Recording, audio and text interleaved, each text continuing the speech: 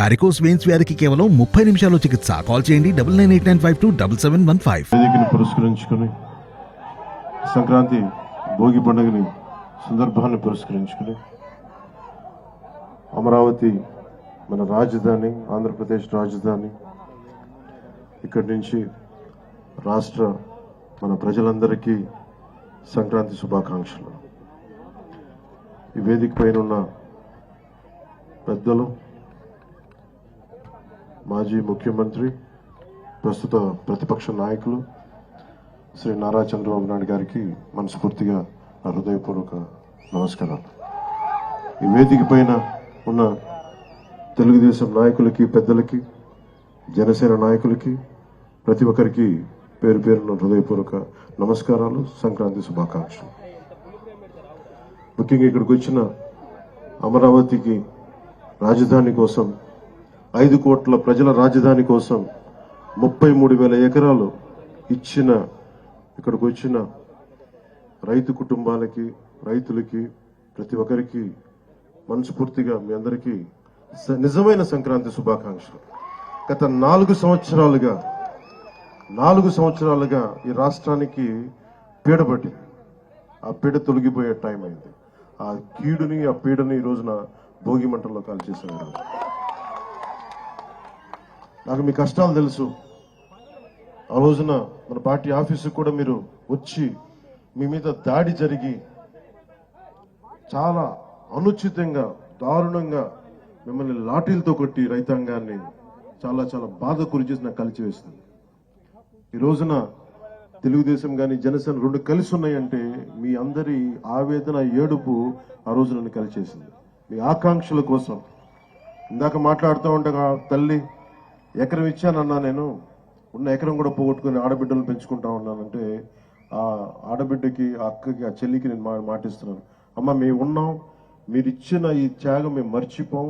మీకు ఏ ఉద్దేశంగా కోసం అయితే ఇచ్చారో ఆ ఉద్దేశం సంపూర్ణంగా నెరవేర్చేలాగా మేము కృషి చేస్తాం. బంగారు రాజధాని నిర్మించుకుందాం ఇక్కడ.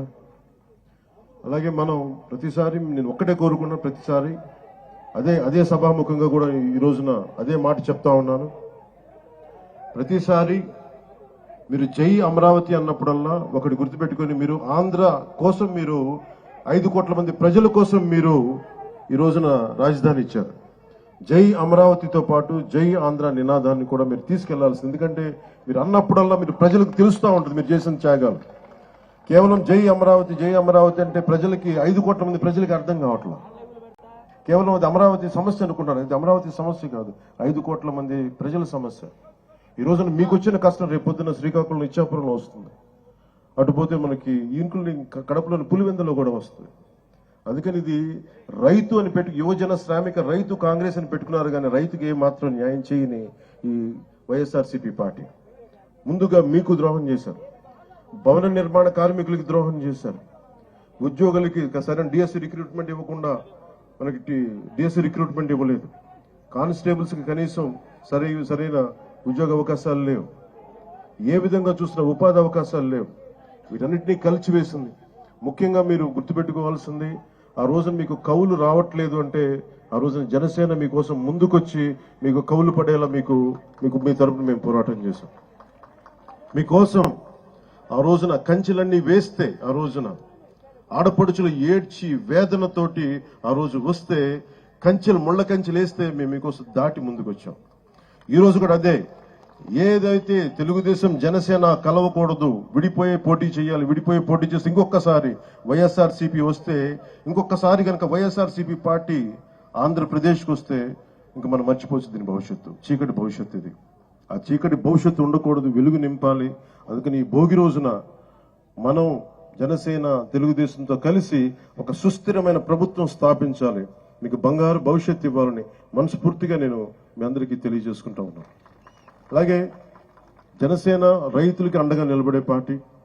ముఖ్యంగా కౌలు రైతులకి మేము స్వయంగా పార్టీ తరపు నుంచి ఇంతమందికి మేము స్వయాన ₹1,00,000 చొప్పున అందరికీ అందజేశాం. అందుకని మీకు ఎప్పుడు కూడా భూమి కోల్పోయిన రైతుకి, కౌలు రైతులకి, రాష్ట్ర ప్రజలకి, యువతకి, మహిళలకి అందరికీ కూడా పేరు పేరున ప్రతి ఒక్కరికి కూడా నా శుభాకాంక్షలు తెలియజేసుకుంటూ, భవిష్యత్తులో ఈ రోజున మాట్లాడబోయేది చాలా ముందు ఉంది. అందుకని ప్రత్యేకంగా మీ అందరికీ శుభాకాంక్షలు తెలియజేసుకుంటూ, అలాగే అమరావతి వేదిక నుంచి కూడా మన తెలంగాణ ప్రజలందరూ కూడా నేను సంక్రాంతి శుభాకాంక్షలు తెలియజేసుకుంటా ఉన్నా.